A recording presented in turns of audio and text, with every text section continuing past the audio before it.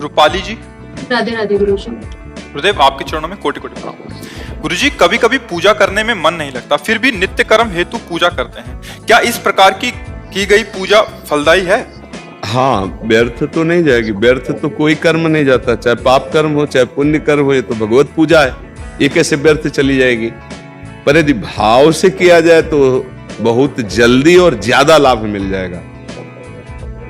जैसे हम अपने बच्चे को जब भोजन पवाते हैं तो कैसे पवाते हैं? मेरा बेटा, कोई पुण्य कोई लाभ की बात थोड़ी रहती है। वो अच्छे से भरपेट पाले, यही लाभ है हमारे को। नहीं होता? माँ जो ऐसे डांट के कहती है ये खा ना तू, ये पी। अब उससे पूछो कि तुम्हें अगर वही माँ किसी संत को पवाएगी तो उसके अंदर भावना होगी कि पुण्य मिलेगा। ध्यान रखना, नहीं होती? साधु महात्मा के खवाने से पुण्य मिलेगा, पाप नष्ट हो जाएंगे। या बहुत अच्छा भागवत हुआ, भक्त हुआ, तो ये सोचेगा भगवान प्रसन्न हो जाएंगे। लेकिन वो कामना करेगा, पर वो अपने जब पुत्र को पवा रहा होता है तो इनमें से कौन सी कामना करता है कि भगवान प्रसन्न हो जाएंगे, कि पुण्य होगा, कि पाप? कुछ सोचता है क्या? उसे पूछो क्यों नहीं सोचता, तो वो कहेगा मेरा बेटा है, इसके लिए सोचने की जरूरत क्या है? तो मेरे भगवान है। आप देखो, घूम के आओ, मेरे भगवान है। अब भाव में भर करके बढ़िया 4 रोटी थोड़ी सब्जी भाव में भर के दो भोग लगा रहे, प्रभु पाओ मुझ गरीब के पास। वो ऐसी पूजा हो रही है कि आपको समझ में आ जाएगा क्या हो। बाजार गए, कोई इत्र थोड़ा सा अपने सब्जी लाने के पैसे से काट करके उससे इत्र ले लिया और प्रभु को ले। प्रभु पूजा का स्वरूप है भाव, वस्तुओं से ज्यादा भाव। पर वस्तु को लेकर भाव आता है, नहीं? वस्तु को लेकर, जैसे चोखा मेला जी बाजार गए थे अपने घर की ठाकुर के लिए सब्जी लाने। देखो बड़े बड़े केले रखे, देखो केले तो बहुत सुंदर है, बहुत रसीले लग रहे, ये विट्ठल भगवान के लिए बहुत अच्छा रहेगा। अब जो पैसे थे उससे केले खरीद लिए। भाव का विषय देखना, सेवा का। दरवाजे पे गए, अंदर तो निषेध था उनके लिए। पहले पूर्व में वर्ण परंपरा, कुल परंपरा, इसका बड़ा विधान, तो उन्होंने कहा केले ठाकुर जी को भोग लगा दो। अरे तेरे हाथ के केले थोड़ी ठाकुर जी पाएंगे। उनका इन्होंने हमसे कहा है, बहुत उच्च कोटि के महापुरुष हैं चोखा मेला जी, महाराष्ट्र के बड़े महाभागवत हुए हैं।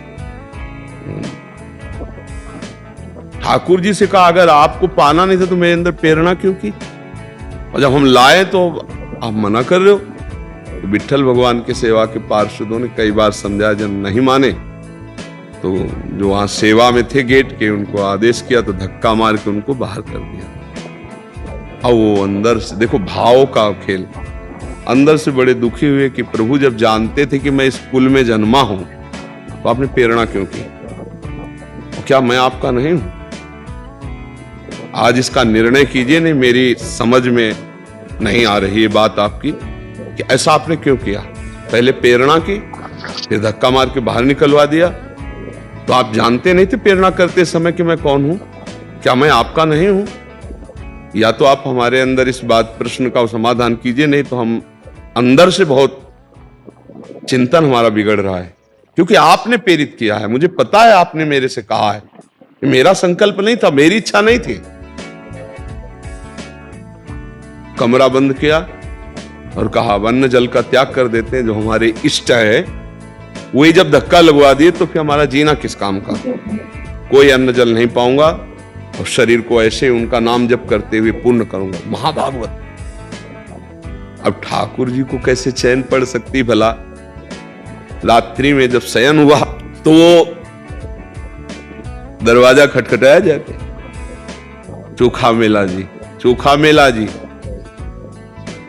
इतना अमृत में गंभीर शब्द था कि कौन ये पूछने की हिम्मत नहीं हुई। दरवाजा खोला तो देखा अद्भुत कांति। भगवान द्वारिकाधीश ही तो विट्ठल भगवान है। अद्भुत, ऐसी नीलिमा इंद्र नीलमणि, अद्भुत कांति में भगवान मंद मंद मुस्कुराए। अंदर से गए भगवान, चोखा मेला जी से कहा कहाँ है केला, गोद में बैठ गए, बोले पवाओ अपने हाथ से। भगवान ने पाया। इसके बाद जब 4 रह गए तो बोले रोको, पीतांबर में हमारे बांधो, रुक्मिणी जी को ले जाएंगे, तुम्हारे जैसे प्रेमी के हाथ। प्रभु आपकी लीला बड़े विचित्र, वहां धक्का लगवा रहे, यहाँ के गोद में पार ले गए, रुक्मिणी जी को पवाया कि मेरे बहुत प्रेमी भक्त के केले हैं, और छिलके आंगन में फेंक दिए और अंदर से सिटकिनी लगा दी विट्ठल भगवान ने। अब जब सुबह दरवाजा तो बाहर से ताला खोला गया तो अंदर से बंद, अंदर से भगवान के सिवा और कोई ताले ही वहां। अब समझ में आया कि कोई वैष्णव अपराध बन गया जिससे भगवान नाराज है। विनय की प्रार्थना की, बहुत रोए, तब अंदर से आवाज आई, आप जाओ कीर्तन करते हुए चोखा मेला जी को डोली पे बैठा लो, पालकी पे, और वो जब आकर यहां बोलेंगे तब दरवाजा खुलेगा। हजारों भक्त दर्शन के लिए खड़े। ऐसा ही करना पड़ा, जिन लोगों ने धक्का लगाया था ना, वो पालकी लेके गए, पैर पड़ के जबरदस्ती विनय करके उसमें बैठा ले, और कीर्तन करते हुए विट्ठल विट्ठल विट्ठल। जब आकर उन्होंने कहा जय जय, बड़ी विचित्र लीला है, खोल दो दरवाजा। दरवाजा खोल, अंदर गए तो छिलके पड़े देखे पुजारी। बोले जय जय, छिलके? बोले हाँ, चोखा मेला जी के केला हमने भी पाए और रुक्मिणी जी के लाए थे, वो पाए थे, छिलका बाहर फेंक दिया आंगन में। तब उनको समझ में आया कि भक्त के भाव की कितनी बड़ी महिमा है। यदि हम थोड़ी सी भी सेवा करते हैं, थोड़ा प्यार से करें, अपने जैसे पुत्र को पवाते हैं, अपने जैसे प्रियजन को पवाते हैं, ऐसे भगवान को गैर मान के मत पवाओ कि पवा रहे तो पुण्य होगा, लाभ मिलेगा कि नहीं। हमारी प्रार्थना मानिए, बहुत बड़ा लाभ इससे मिलेगा। हम भगवान को अपना नहीं मानते, तभी हमारे अंदर आता है कि भगवान को भोग लगा, इसका फल मिलेगा कि नहीं, एक धूप बत्ती लगाई, इसका फल मिलेगा कि नहीं। आप समझ रहे ना, भगवान को कपड़ा अर्पित किया, फल। यार भगवान ने तुमको मनुष्य तन दिया, सब कुछ भगवान ने तुम्हें दिया। आप विचार करके देखो, ये तो केवल भगवान की प्रसन्नता के लिए हम कर रहे हैं, उन्हीं की दी वस्तु। कैसे? कई बार बताया, जैसे आप बाजार से 4 सेव लाए, आपके 4 बेटे हैं, चारों को दे दिया। एक बेटा सेव लेकर दौड़ के आया और आपके गोद में चढ़ के आपको भोग लगा, पापा पाइए, आपको कैसा लगेगा? हृदय भराएगा कि नहीं? आप उसके हाथ से छीन के अपनी गोद में बैठा के स्वयं पवाएंगे। चारों तुम्हारे, लेकिन इसको जो प्यार मिलेगा वो 3 को नहीं मिलेगा। 3 तो खा रहे हैं सेव, और चौथे को प्रेम से। तो दियम वस्तु गोविंदम तुभ्यमेव समर्पये। प्रभु के द्वारा दी वस्तु जब प्रभु को अर्पित करते हैं तो ऐसे प्रसन्न हो जाते हैं, जैसे वो पिता प्रसन्न हो गया।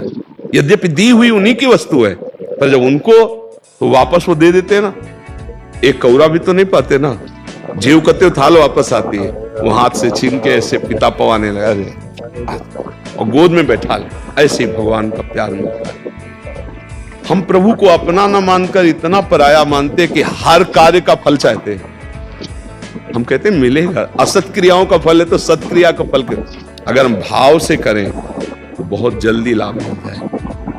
बेर कोई बहुत अच्छी चीज होती है क्या? बखान बखान के राम जी पा रहे हैं सबरी मैया को।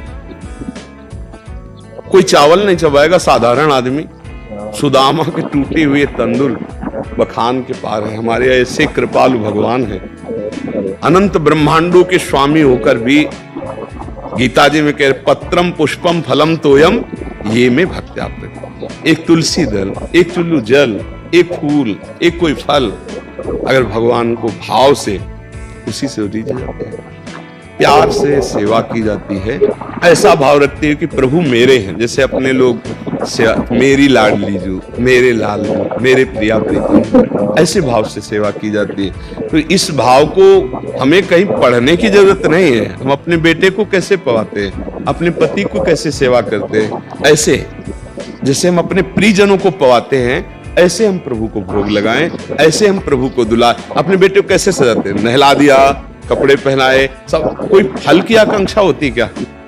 तो फिर प्रभु से तत्काल आप फल की क्यों चाह करते हैं? फल तो मिलेगा ही। जैसे तुम्हारा बेटा एक दिन सयाना होकर के एक दिन तुम्हारी ऐसी ही सेवा करेगा। अगर वो थोड़ा भी विवेकवान है तो पैर छुएगा, तुम्हारी सेवा करे। तो आज तुम सेवा कर रहे हो, कल भगवान तुम्हारी सेवा करेंगे। भक्तों के चरित्रों को पढ़ के देखो, भगवान कह रहे हूं भक्तन को दास, भगत मेरे मुकुटमणि। पग चापूं सेज बिछाऊं, नौकर बनूं हजाऊं, हाकू बैल बनो गडवारो, बिना तनख्वाह रथवान। यही तो मेरे मन में ठनी, भगत मेरे मुकुटमणि। क्या तनख्वाह अर्जुन जी दिए हैं? रथ हाँक रहे हैं भगवान। आप सोचो, संधि दूत बनकर जा रहे हैं, अखिल कोटि ब्रह्मांडों के स्वामी भगवान। जो आप सेवा करें ना, उससे बढ़कर आपकी सेवा करेंगे, और वो ही कर रहे हैं। अभी समझ में नहीं आ रहा ज्ञान के कारण, तो हमें लगता क्या दे दिया भगवान ने? मानो दे दिया, तुम्हें बुद्धिवान बनाया, तुम्हें नेत्रवान बना। थोड़ी देर के लिए आंख बंद करके देखो, अगर सदा के लिए बंद हो जाए तो कैसा लगेगा? तुम्हें आंखवान बना, नेत्र है, तुम्हारे श्रवणेंद्रिय है, घ्राणेंद्रिय है। इस समय तुम बहुत सुंदर योनि प्राप्त किए हो भगवान की कृपा से। अब आप भजन करके, इतना भजन करके कि संसार का जो बंधन है, पाप पुण्य का, दोनों काट के मुक्त हो सकते हो। पर हम लोग मुक्त होने की जगह और फंसने वाले कार्य करते रहते हैं। इसीलिए हमारा भगवान के भजन में और सेवा में मन नहीं लगता। टीवी देखने में मन लग जाएगा नहीं? हम तो बड़ा आश्चर्य मानते हैं कि 50 रुपया दे के भीड़ में लाइन में खड़े होकर, तो उसमें जाके फिल्म में 2-2.5 घंटे एकाग्र तपस्या, मन नहीं भटकेगा, एकदम आनंद। और जानते हैं कि ये झूठा चल रहा है। गजब की बात है, संसार में झूठी बात देखने के लिए कष्ट सहकर पैसा लगाकर 2.5 घंटे समय, और उसमें मन न लगाओ तो हमें बताना, एकदम मन लग जाएगा, कभी मन भागेगा नहीं। तुम्हारी रुचि के अनुकूल केवल फिल्म लगी हो, फिर क्या कहना है, मतलब परमानंद में डूब जाओगे। और जब भगवान सत्य हैं और उनका भजन करने बैठो, तो वहां 2.5 घंटे 2.5 मिनट भी सही ढंग से भजन नहीं हो ले पाएगा, मन भाग पड़ेगा, तो है कुछ गड़बड़ी है। इसका मतलब ये माया मुझे सत्य से हटाना चाहती है, इसीलिए इससे लड़ना पड़ेगा। हम प्रभु का नाम जपेंगे, प्रभु के गुण गाएंगे, जबरदस्ती प्रभु की सेवा में रहेंगे, और हर कर्म प्रभु को समर्पित करेंगे, माया पर विजय प्राप्त कर लेंगे। तो ये भाव अगर नहीं भी बन रहा तो भी भगवान की सेवा व्यर्थ नहीं जाती। पर भाव से करे तो भगवान बहुत जल्दी कृपा करते हैं, क्योंकि भगवान वस्तुओं के तो भूखे हैं नहीं। सबको ही जानता है भाव का भूखा हूं मैं। हाँ, भगवान को भूख कैसे लगती है? तुम्हारे भाव से। अगर भाव नहीं तो भगवान तो पूर्ण काम है, उनको भूख कैसे लग जाएगी? वो कोई 5 भौतिक शरीर वाले थोड़ी है कि उनके प्राण अन्न मांग रहे हैं, वो तो चिदानंद है।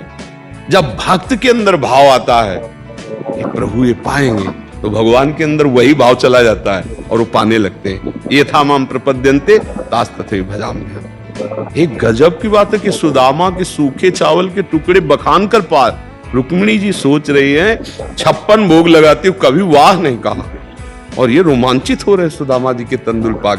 क्या भाव, दैन्यता, मुझ गरीब के पास है ही नहीं कुछ कि द्वारिकाधीश को दूं, वो छुपाए थे। तो आप क्या लिए हो? ऐसे छीन के मलिन कपड़े में भगवान।